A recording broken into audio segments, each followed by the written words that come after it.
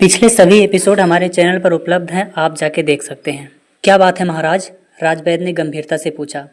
उन्होंने राजा के माथे पर हाथ फेरा, जो पसीने से भीग उठा था। शायद वे अत्यधिक भयभीत थे।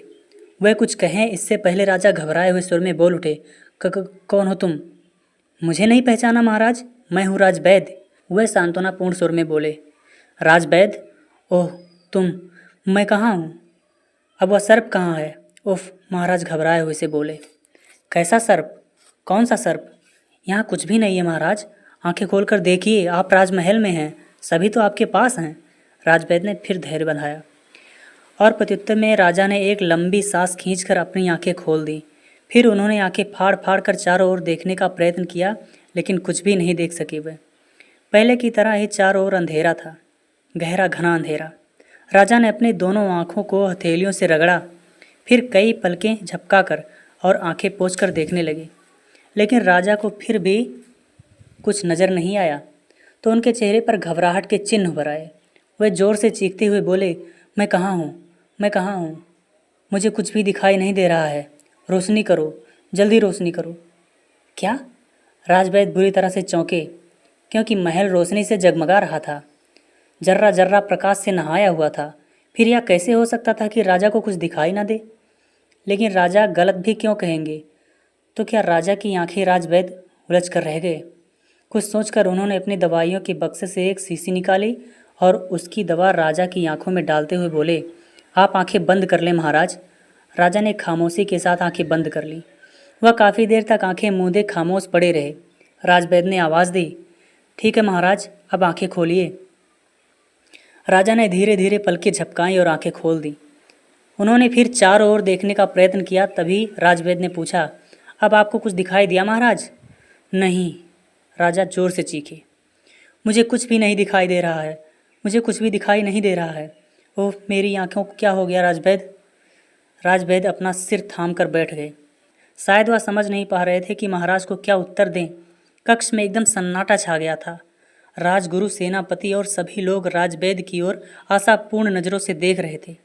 राजवैद्य को खामोश देखकर महाराज भी और भी व्याकुल हो उठे। वे दयनीय स्वर में बोले, जवाब दो राजवैद्य, तुम खामोश क्यों हो? मुझे कुछ नहीं दिखाई दे रहा है। क्षमा करें महाराज, आपकी आंखें।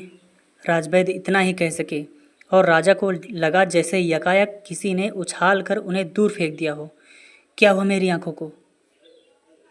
आपकी आंखों की रोशनी चली गई महाराज। राजवैद्य निराश होते हुए बोले। क्या? राजा जोर से चीखे।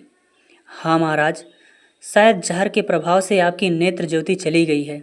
राजवैद्य चिंतित होते हुए बोले। ओह, अब क्या होगा राजवैद्य? मुझे रोशनी चाहिए, मैं अंधा होकर जीना नहीं चाहता। कुछ करो राजवैद्य, कुछ करो। राजा गिड़गिड़ा उठे। मैंने पूरी कोशिश कर ली है महाराज। यदि इस दवा से आपकी आंखें ठीक नहीं हुई तो फिर दुनिया की कोई भी दवा उन्हें ठीक नहीं कर सकती। राजवैद्य ने गंभीर स्वर में कहा। नहीं, महाराज चीख उठे, यदि तुम हमारी आंखें वापस नहीं दे सकते तो मौत दे दो। मैं अंधा होकर नहीं जीना चाहता। मुझे फिर से जहर दे दो ताकि मैं आराम से मर सकूं। आप इतने निराश ना हो महाराज। जब तक पूरी बात मेरी समझ में नहीं आती तब तक मैं कोई भी दवा तैयार नहीं कर सकता। यह कैसा जहर है, मेरी कुछ समझ में नहीं आ रहा है। पहले आप अपनी कहानी सुनाएं। यह सब कैसे हुआ, फिर मैं किसी निर्णय पर पहुंचूं। फिलहाल कुछ कर सकने में एकदम असमर्थ हूं मैं, राजवैद्य ने गंभीरता से कहा। राजवैद्य का उत्तर सुनकर महाराज खामोश हो गए। उन्होंने एक गहरी सांस खींची और शून्य में ताकते हुए अपनी कहानी कहने लगे। मैंने सभी सिपाहियों को पानी लेने के लिए भेज दिया था। उफ, कितनी गर्मी थी। उस दिन प्यास के कारण मेरा गला सूखता जा रहा था। जब काफ़ी देर तक मेरे कोई भी सिपाही वापस नहीं आए तो मैं भी अपने घोड़े पर बैठकर पानी की खोज में निकल पड़ा। घने जंगल में काफ़ी देर तक इधर उधर भटकने के पश्चात मुझे एक गुफा दिखाई दी, जिसमें काफ़ी सीलन थी। मैंने अनुमान लगाया कि इसके अंदर पानी हो सकता है और मैं उसमें घुसता चला गया। कुछ दूर चलने के बाद वह गुफा एक खुले हुए मैदान में बदल गई। भाग 5।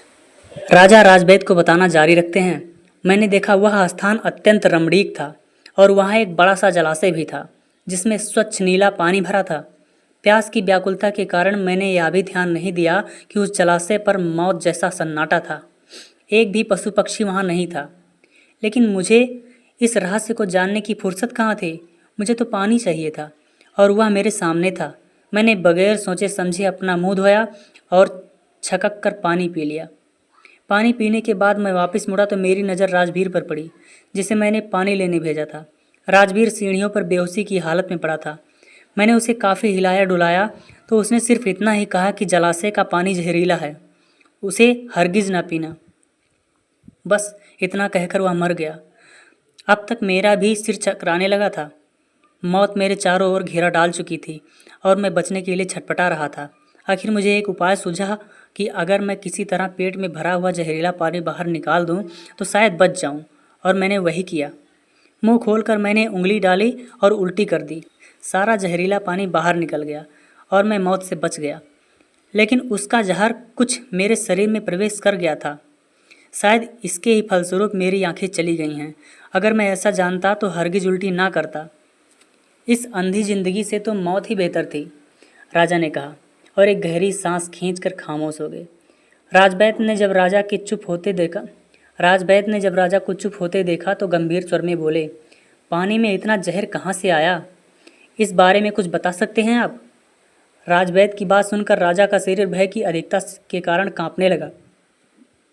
वह कँपकँपाती हुई आवाज़ में बोले, जब मैं राजवीर के पास बैठा था और उल्टी कर चुका था तब मैंने एक अजीब दृश्य देखा। समझ में नहीं आता वह सत्य था या सपना। क्या था वह महाराज? सभी ने उत्सुकता से पूछा। थोड़ी दूर पर मुझे आग की नीले रंग की लपटें दिखाई दी। वह रह रहकर ऊंची उठ जाती थीं।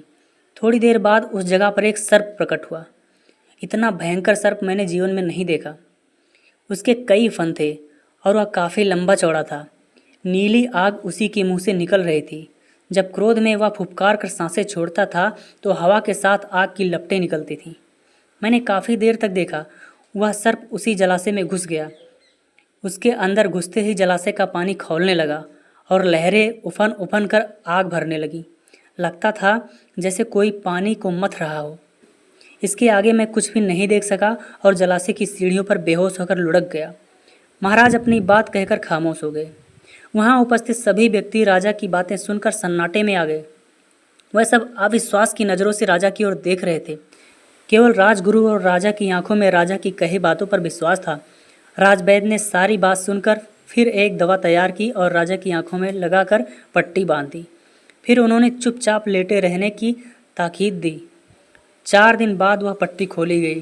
राजवैद्य को विश्वास था कि राजा की आंखों की रोशनी थोड़ी बहुत जरूर आनी चाहिए, लेकिन जब राजा की पट्टी खोलकर आंखों का परीक्षण किया गया तो उनकी यह आशा भी धूमिल पड़ गई।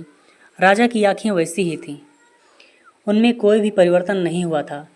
फिर महीने और साल बीतने लगे, लेकिन राजा की आंखों की रोशनी वापस नहीं लौटी, जब तक उनके शरीर पर अनगिनत कोढ़ के चकत्ते ना पड़ गए थे, जिनसे फूट फूट कर मवाद बहता रहता था। राजा की कंचन सी काया अब कोढ़ी हो गई थी। राजवैद्य ने बहुत इलाज किया, लेकिन कोई भी दवा कारगर सिद्ध नहीं हुई। जब राजवैद्य असफल हो गए तो देश विदेश से वैद्य बुलाए गए।